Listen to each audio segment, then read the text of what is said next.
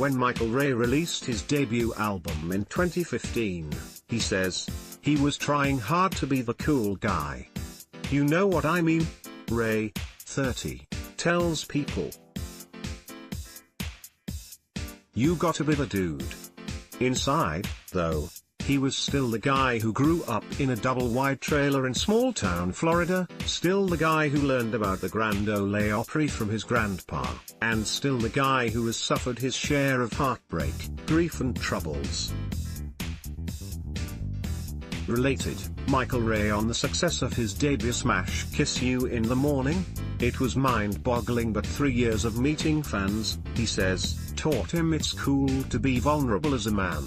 Hearing people share their lives and stories," he says, "helped him discover it was okay to be really real, to be real open, and I realized that's what we are here for." Now, he's channeled these revelations into his recently debuted second album, and its sense of authenticity begins with the title, Amos.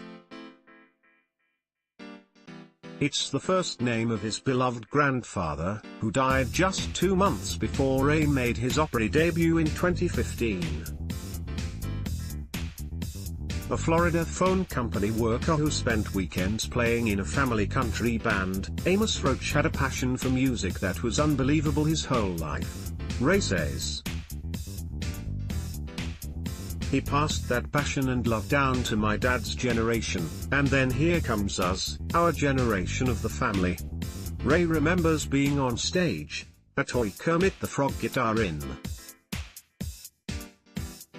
hand. By the time he turned 3, his grandfather and uncle taught him to play a real guitar when he was 9, and he quickly became a full-fledged member of the band. When the time came to name the album, Ray says, "Someone at his label mentioned how much his grandfather is a part of my story, so why don't we name it that?" Ray says he didn't think twice. "Yeah, absolutely. Though his grandfather isn't the subject of any song, the name sets the tone for an album that Ray says is far more revealing and intimate than his first." Rated, Michael Ray adopts rescue puppy named Wrigley. "I Fell in Love," for instance, 2 songs, current single Get to You and Her World or Mine, offer a glimpse of what Ray felt during his breakup last year with his longtime girlfriend. The heartbreak expressed in Her World or Mine, Ray says, is the reason I got into country music. The inspiring Dancing Forever put him in touch with his supportive relationship with his younger sister. "We all need to know that we've got that one person who is always going to have our back," he says. The energy of Fangirl offers a vicarious experience of his live shows, he says. And Drink One for Me brings back memories of his hometown of Eustis, Florida, and all the buddies who went their separate ways, many into the military. Related, Michael Ray keeps giving back to Las Vegas survivors. "I want you to feel safe in total." Ray sees the album as a reflection of the personal and professional growth he has experienced in the last couple of years, and he's done a lot of growing. He's purchased his first home. He's learned the responsibility of being a touring artist who must lead a band and crew. More recently, he's had to endure watching his father undergo a second open-heart surgery.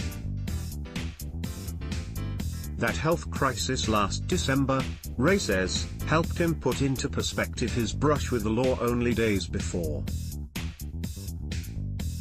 The singer was arrested in Eustis for driving under the influence, a charge later reduced to reckless driving, and for felony possession of cannabis oil, both first offenses.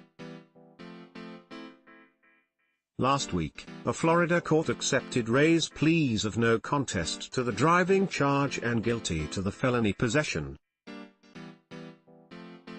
For the first charge, he was fined $250 plus court costs. For the second charge, He must obey several court-ordered conditions, including abiding by the law, performing 50 hours of community service and submitting to possible spot checks for drug and alcohol abuse. If he follows the conditions for 18 months, prosecution will be permanently deferred. Related, Michael Ray apologizes for DUI arrest. "I will do everything I can to rebuild your trust because Ray is still under court supervision. He can't comment on the outcome of his case."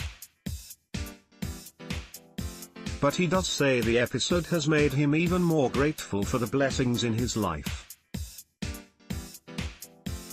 When he found himself, days after the arrest, sitting in the hospital waiting room through his dad's surgery, he was reminded of his grandfather's words, "If you think you've got something wrong, there's somebody that would trade their left arm to be in your position."